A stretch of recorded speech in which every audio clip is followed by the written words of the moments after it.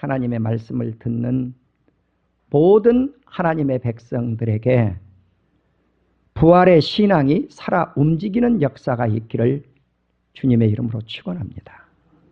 기독교의 생명은 예수 그리스도의 십자가 지신 그 십자가와 3일 만에 살아나신 부활에 있습니다. 그래서 기독교의 핵심적 교리가 뭘까? 우리가 믿는 믿음 할 때 우리는 예수님은 내 죄를 위해서 십자가 지시고 나를 의롭다 하기 위해서 살아나셨느니라고 하는 여기에 생명이 들어 있습니다. 예수님이 내가 길이요 진리요 생명이라고 하는 말씀도 우리가 예수님을 믿는다고 했을 때 무엇을 믿습니까? 십자가와 부활을 믿는 믿음입니다. 그런데 우리가 정작 이렇게 소중한 예수님의 부활을 잊어버리고 살았다는 거예요. 바로 오늘 예배를 드리면서 부활하신 예수님을 만남으로 말미암아 우리 성도님들의 신앙이 그 생명이 살아 움직이는 역사가 있기를 주의 이름으로 축원합니다. 나는 부활이요 생명이니 나를 믿는 자는 죽어도 살겠고 무릇 살아서 나를 믿는 자는 영원히 죽지 아니하리라고 사도 요한은 요한복음 11장 25에서 26절에서 말씀을 해주셨습니다. 또 요한복음 14장 6절을 보면 예수님이 나는 길이고 진리고 생명이다. 바로 나로 말미암지 않고는 아버지께로 하나님 아버지께로 올 자가 아무도 없다고 말씀을 하고 있습니다. 사랑하는 우리 성도 여러분, 우리가 십자가는 믿고 부활을 믿지 않는 사람들도 있습니다. 그러나 만일 그렇다면 우리가 믿는 예수 믿는 것은 할 것입니다. 부활을 믿을 때 예수님의 믿음이 진가가 나타납니다.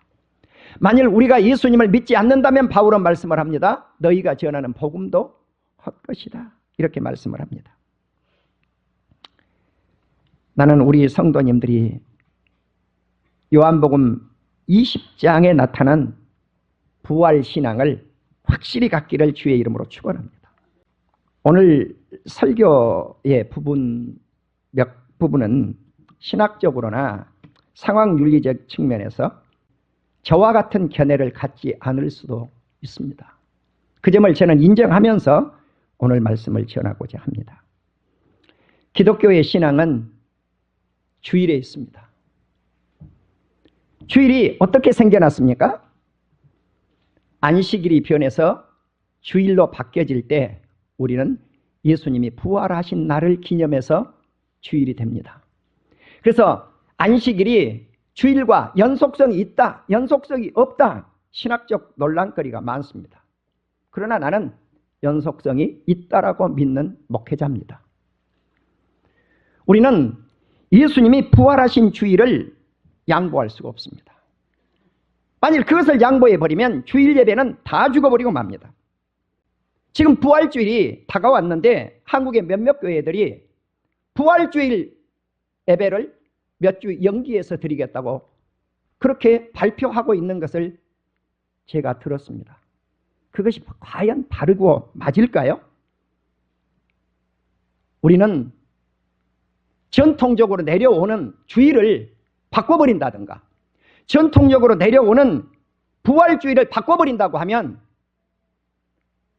어떻게 될까요? 우리의 신앙이 마치 상황윤리를 따라서 우리의 예배도 우리의 신앙도 바꿀 수 있다고 하는 결론이 나옵니다.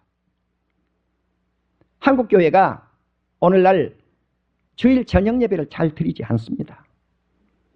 그 당시 한국의 큰 교회 몇 교회가 1960년대 미국 교회 목사님들이 없애버렸던 주일 저녁 예배를 한국에 도입을 해가지고 실시를 하게 돼요. 죄송하지만 제가 한 강의를 들었는데 1960년대에 미국의 목사님들은 미국 교회에서 영성이 가장 없었던 목사님들이라고 알려져 있습니다. 그 목사님들이 미국에서 주일 저녁 예배를 없앴어요. 그것을 한국교회 몇몇의 목사님들이 도입을 했습니다. 그런데 아무것도 모르는 나 같은 목사도 그것이 좋은 것처럼 느껴져서 저녁 예배를 없애버리고 말았죠. 그리고 제자훈련 또는 가정예배 또는 오후 예배로 한국교회가 대부분 저녁 예배를 돌렸습니다. 그리고 저녁 예배는 사라지게 됐습니다. 대부분의 교회에서.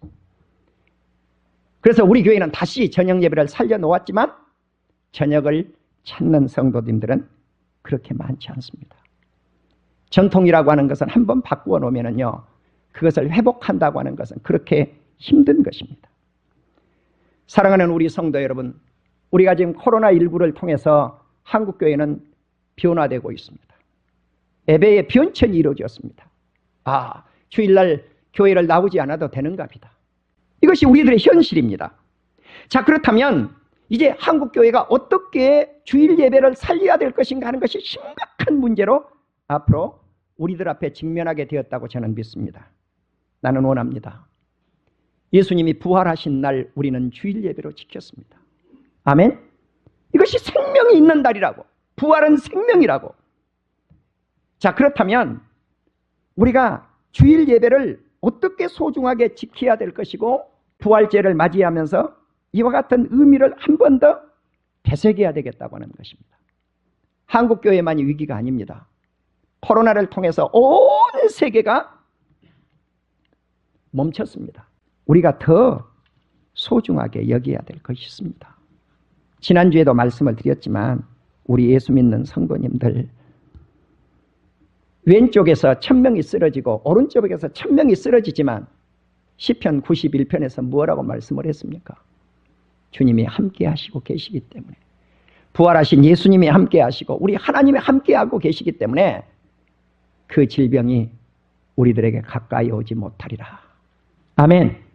나는 오늘 사랑하는 우리 성도들이 이러한 마음으로 주일 예배, 부활하시는 예배에 임하고 부활주일 예배를 임하면서 우리의 생명이 살아서 움직이는 놀라운 귀한 시간이 될 수 있기를 주님의 이름으로 축원합니다.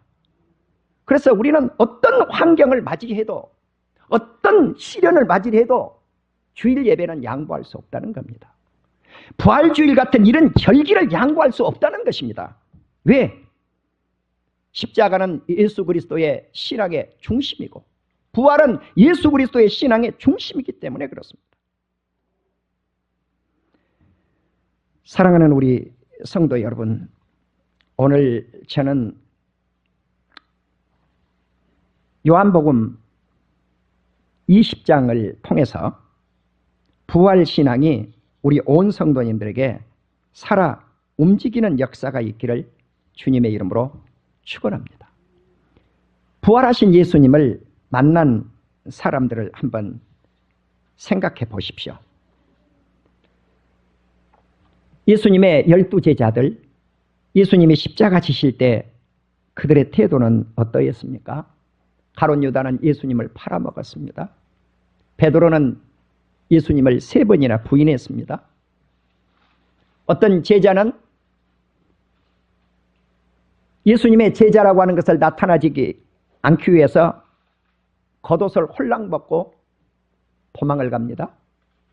예수님이 십자가 지실 때 다른 제자들도 다 멀리서 주님을 버리고 멀찍이 주님을 쳐다보거나 방관하고 있었습니다.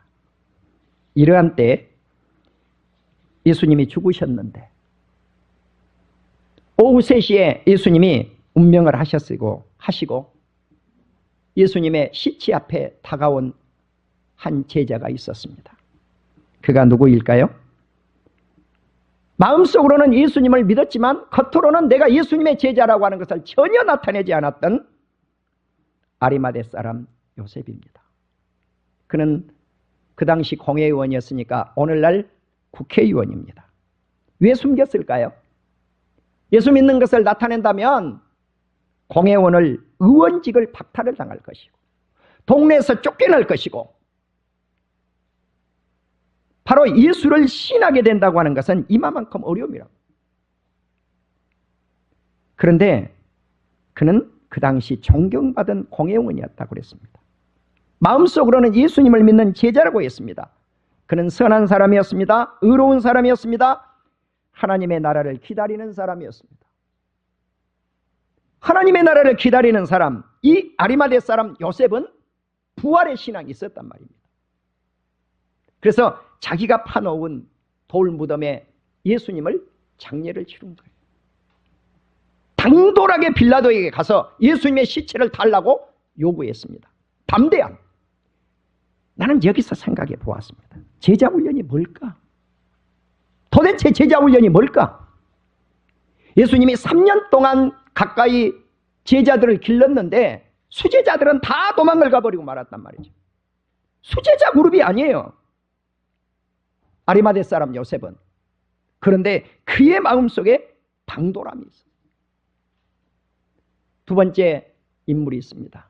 니고데모입니다. 낮에 찾아오지도 못하고 벌벌 떨면서 밤에 예수님께 찾아왔죠.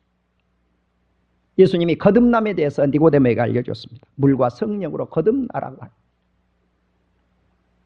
바로 우리는 이 니고데모가 예수님을 장례 치르기 위해서 향품을 준비를 했던 것을 잘 알고 있습니다. 유대인들에게 있어서는 장례를 치를 때 향료를 준비하죠. 향품을 준비하죠. 사랑하는 우리 성도 여러분, 부활신앙은 생명신앙입니다. 디모데에게 이 생명이 있었습니다. 그래서 그는 몰약과 침향 섞은 것 100리터를 준비해서 예수님의 시체를 가져다가 유대인의 장례법을 따라 향품을 세마포에 쌌습니다. 어디 그뿐입니까? 갈릴리에서 예수님을 따라왔던 여인들, 이들의 신앙이 돋보이기 시작을 합니다. 오늘도 제가 이렇게 보니까 남성들 몇 명 안 돼요. 죄송하지만. 예. 여성들 중심입니다. 지금 우리 교회에 앉아 계시는 성도님들 가운데도. 예. 예수님의 부활 때부터 여성들의 신앙이 돋보이기 시작을 했습니다. 부활 신앙하면 남자 신앙보다도 여성들의 신앙입니다. 갈릴리에서부터 따라온 막달라 마리아를 비롯한 다른 여인들, 살로메 같은 사람들이 예수님의 시체를 어떻게 하는가 보자 하고 유심히 따라간 거예요. 12제자는 벌벌벌 떨고 있을 때 이 여인들이 따라갔단 말입니다.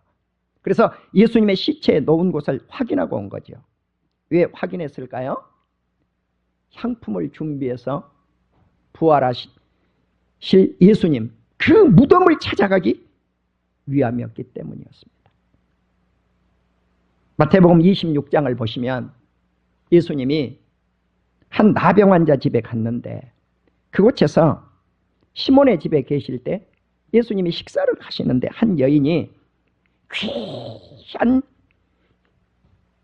향료 한 옥합을 가지고 오더니 그것을 깨뜨려서 예수님의 머리에 부어버립니다. 값으로 계산하기가 어려울 정도. 네, 오늘날 계산한다면 수백만 원어치가 될지 수천만 원어치가 될지 모르겠습니다. 우리가 화장품, 좋은 화장품은 어떤 화장품을 좋은 화장품이라고 합니까? 향료가 많이 들어가 있는 화장품이에요. 네. 그런데 이 향유를 부어버릴 때 사람들이, 가난한 사람들에게 그것을 팔아갖고 나누어주지 했지만 예수님의 말씀을 합니다. 가난한 사람은 너희들에게 항상 함께 있지 않느냐. 이 여인이 행한 이 일은 내 장례를 준비하기 위함이니라. 아멘. 예수님은 향품 바를 만한 시간도 없었어요. 예수님이 십자가 지시기 전에 이 여인에 의해서 예수님은 향료를 머리로부터 발끝까지 부어버린 거예요. 그렇습니다. 사랑하는 우리 성도 여러분, 우리는 예수님을 가까이 했던 인물들, 아리마대 사람 요셉, 니고데모, 또 막달라 마리아와 같은 여인들, 이들은 수제자가 아닙니다. 그러나 주님의 장례에 헌신을 했던 위대한 인물들이라고 하는 사실입니다. 대제사장과 그리고 바리새인들은 빌라도에게 이렇게 이야기를 합니다. 저 속이던 자가 누굽니까? 예수님이죠. 지금 죽었다.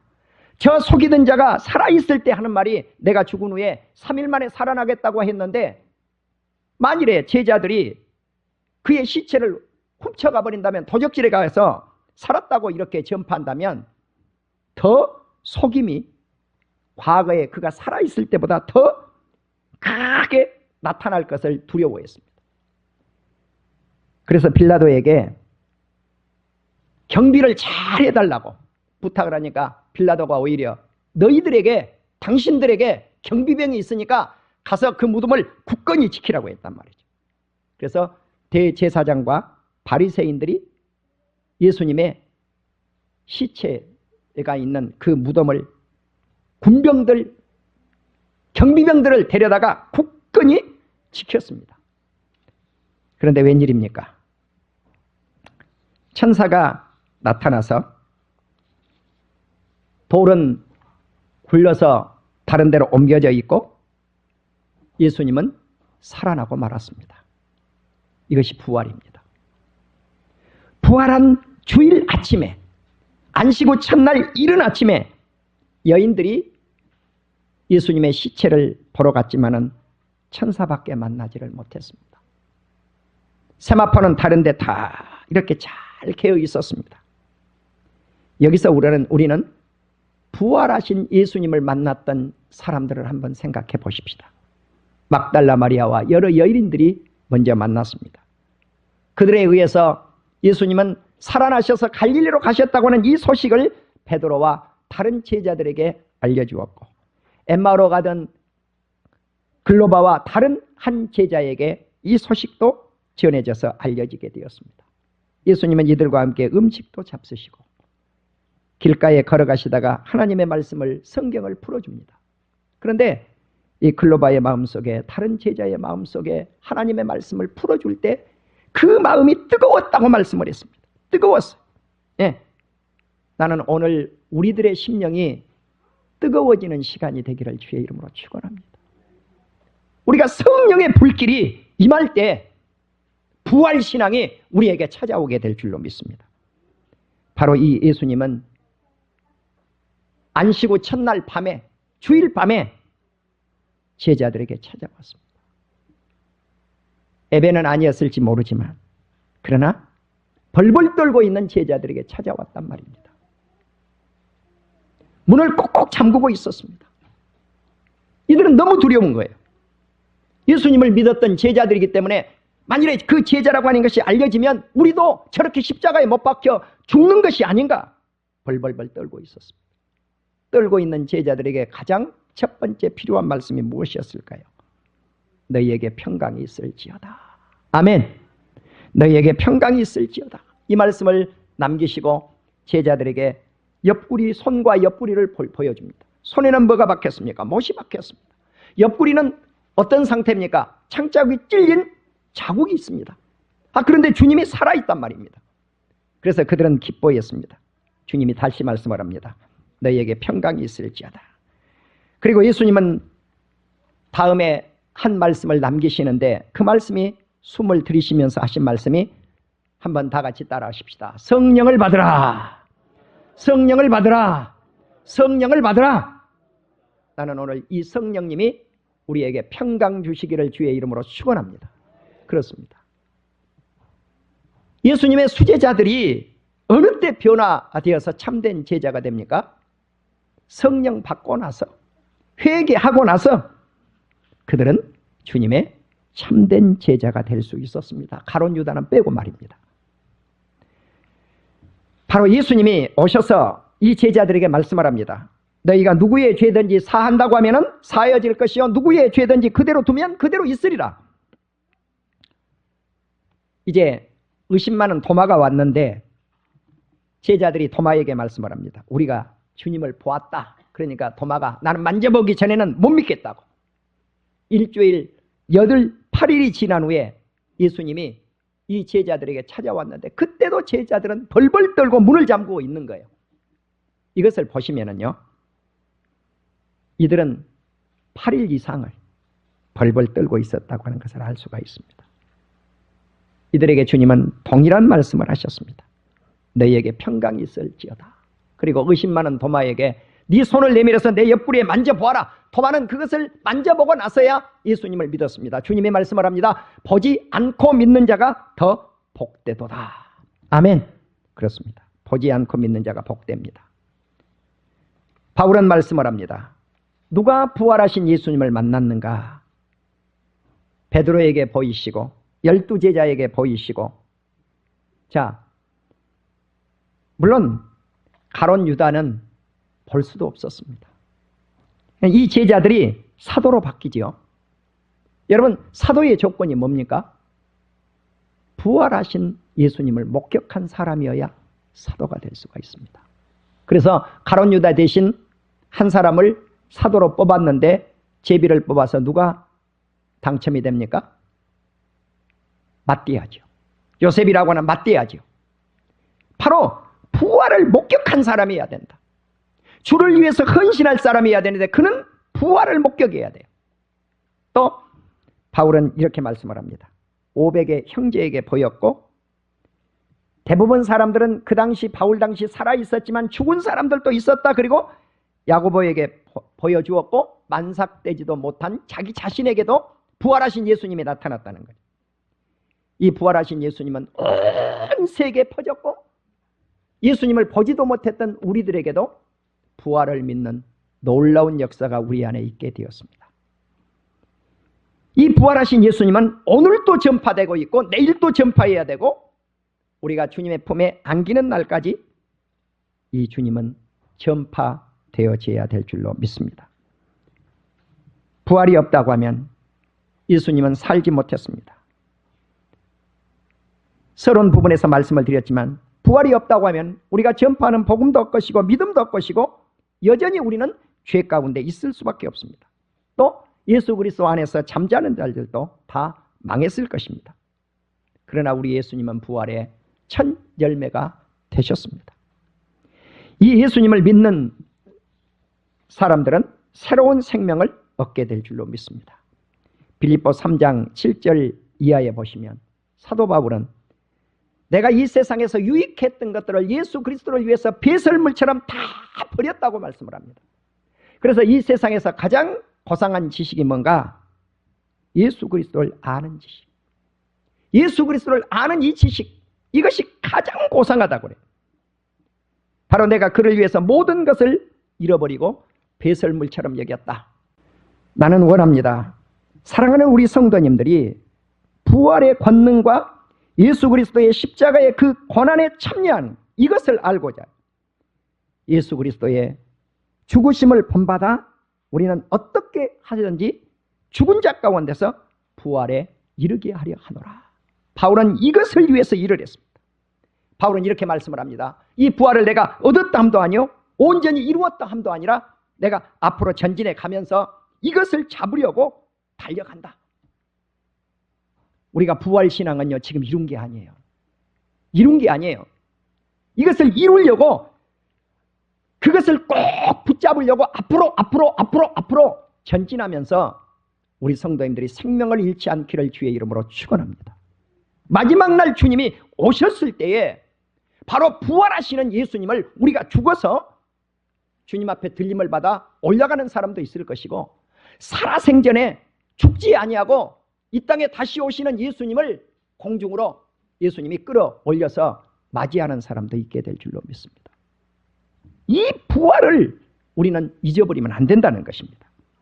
이제 바울처럼 이 표대를 향해서 예수 그리스도 안에서 하나님께서 위에서 부르신 그 부름의 상을 받기 위해서 오늘도 한 발짝 한 발짝 전진해 갈 수 있는 우리 온 성도님들이 되시고 부활하시는 그 주일 예배를 잊어버리지 말고 우리가 생명 되신 예수 그리스도 안에서 온 우리 성도님들이 승리하는 놀라운 역사가 있으시기를 주 예수 그리스도 이름으로 축원드립니다.